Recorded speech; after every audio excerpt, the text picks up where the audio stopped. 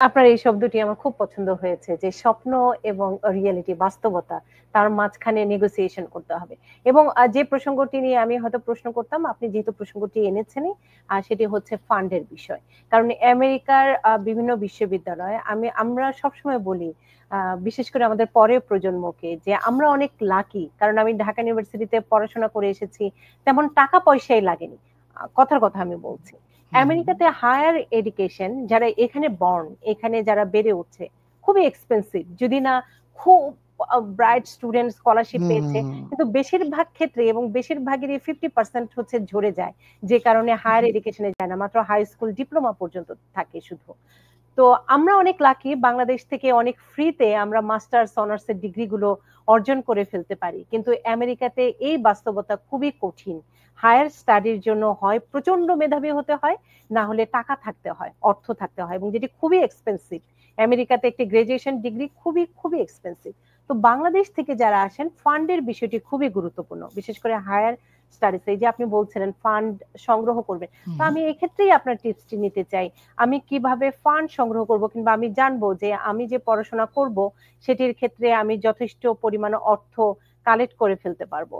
তো এই ফান্ডের ব্যাপারে আপনি কি টিপস দিবেন?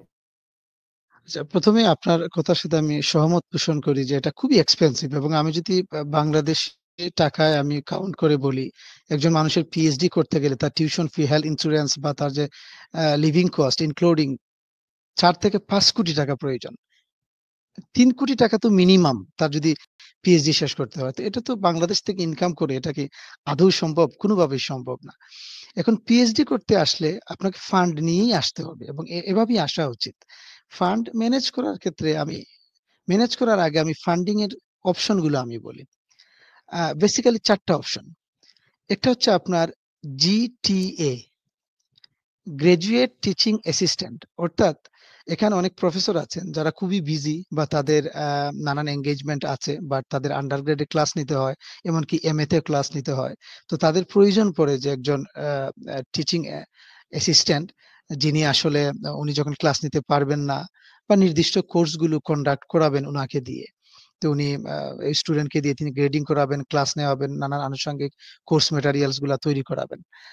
তো এই যে টিচিং অ্যাসিস্ট্যান্ট, ওটা যদি কেউ কিভাবে ম্যানেজ করা হবে পরে বলছি। যদি এটা কেউ ম্যানেজ করে ফেলতে পারেন তাহলে তার পুরো থাকা খাওয়া এবং তার যে টিউশন ফি, হেলথ ইন্সুরেন্স মোটামুটি সবকিছুই কাভার হয়ে যায়।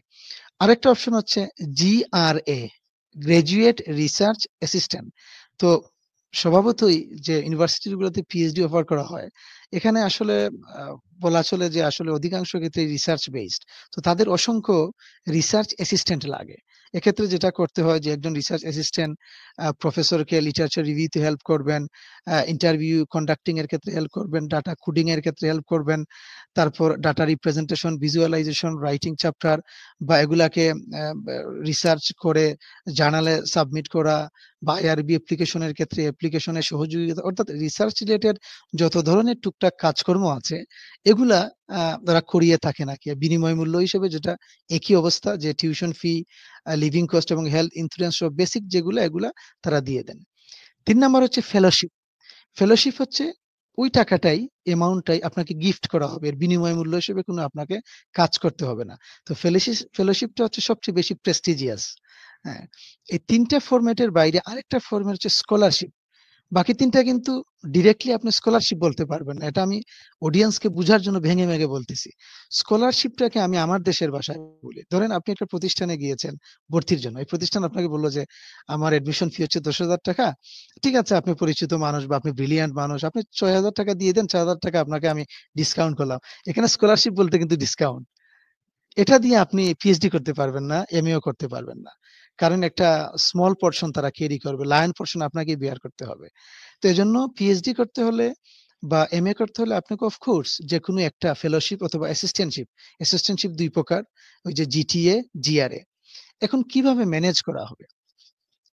অনেকগুলো ফরমাল এবং ইনফরমাল ওয়ে আছে। আর পৃথিবীতে অনেক কিছু সূত্রের বাইরেও ঘটে।